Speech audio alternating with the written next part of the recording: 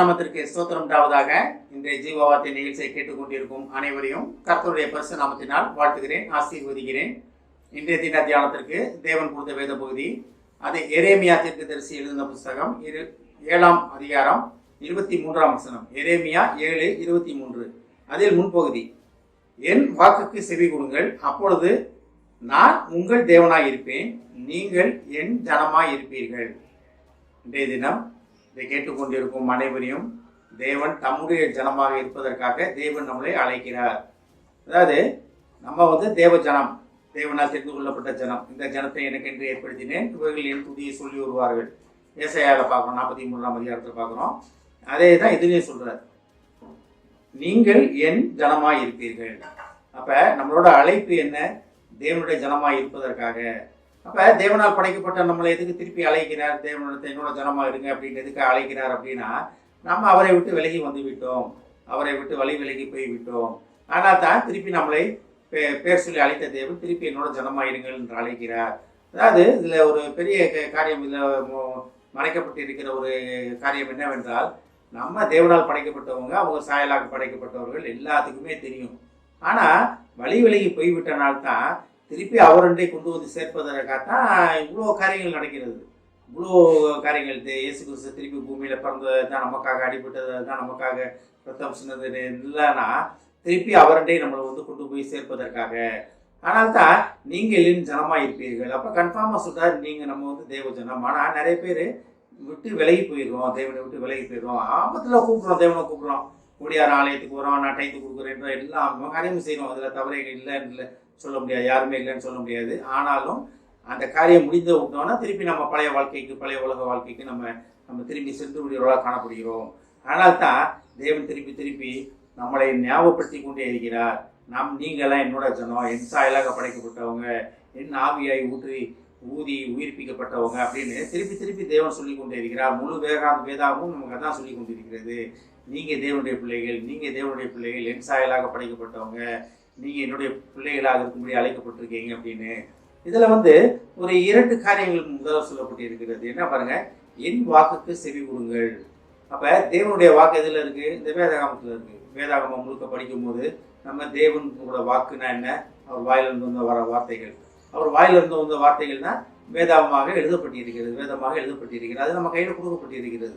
ஒவ்வொரு வீட்லையும் ஒவ்வொருத்தவங்களுக்கும் தனித்தனி வேதாகமம் இருக்கிறது. அது எந்த அளவுக்கு நம்ம தியானிக்கிறோம், எந்த அளவுக்கு படிக்கிறோன்றது கிடையாது, எந்த அளவுக்கு தியானிக்கிறோம் என்பதை நம்ம ஆராய்ந்து அறிந்து கொள்ள வேண்டும்.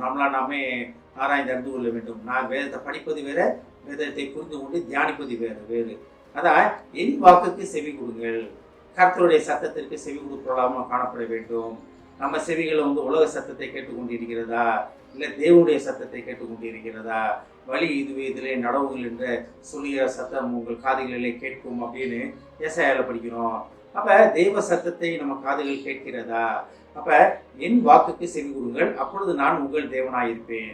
அப்ப இது ஒரு கண்டிஷன், ஒரே ஒரு கண்டிஷன். என்னது? நம்ம தேவனுடைய ஜனம், நமக்கு தேவன் தான் தலைவராக இருக்கணும், நம்மளுடைய அப்பாவாக இருக்கணும். அப்படின்னா நம்ம செய்ய வேண்டிய ஒரே ஒரு காரியம் என்னவென்றால், தேவனுடைய வாக்குக்கு, தேவனுடைய வார்த்தைகளுக்கு, தேவனுடைய காரியங்களுக்கு செவி கொடுக்க வேண்டும்.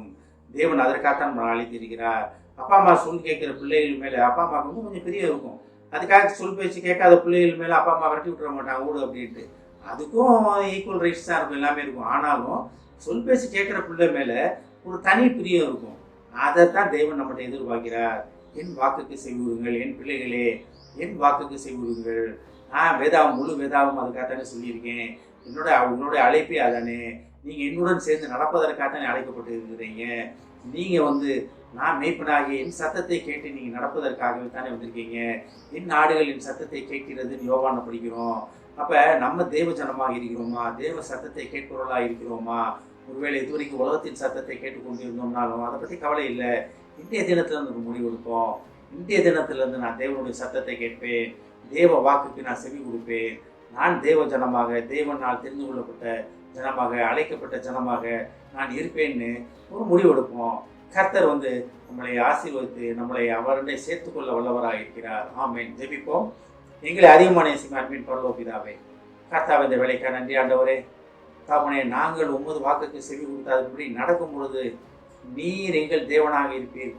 என்றும் நாங்கள் உமது ஜனமாக இருப்போம் என்பதை மீறி மறுபடியும் சொல்வதற்காக நன்றி ஆண்டவரே. தகப்பனே, உமது அழைப்பை அறிந்து கொண்டு அழைப்பை தெரிந்து கொண்டு அதிலே நிலைத்து நிற்க எங்களுக்கு உதவி செய்யும் ஆண்டவரே. ஏஸ்தாபனை கேட்டுக்கொண்டு ஒவ்வொருவரையும் ஆசீர்வதிக்கிறோம் அப்பா. ஒவ்வொரு குடும்பத்தையும் ஆசீர்வதிக்கிறோம் ஆண்டவரே. ஏஸ்தாபனை குடும்பத்தில் உள்ள ஒவ்வொருவரும் உமது சத்தத்தை கேட்டு அதன்படி நடந்து உமது விருப்பத்தை தெரிந்து கொண்டு உமது அழைப்பை தெரிந்து கொண்டு அதன்படி நடந்து தகப்பனே உமது ஜனமாக உமது பிள்ளைகளாக அவர்கள் மாற உதவி செய்ய மாட்டோம். ஆசீர்வதிக்கிறோம் அப்பா. இயேசுவின் மூலமாக கேட்கிறேன் நல்ல பிதாவே, ஆமென். கர்த்தர் உங்களை ஆசீர்வதிப்பாராக.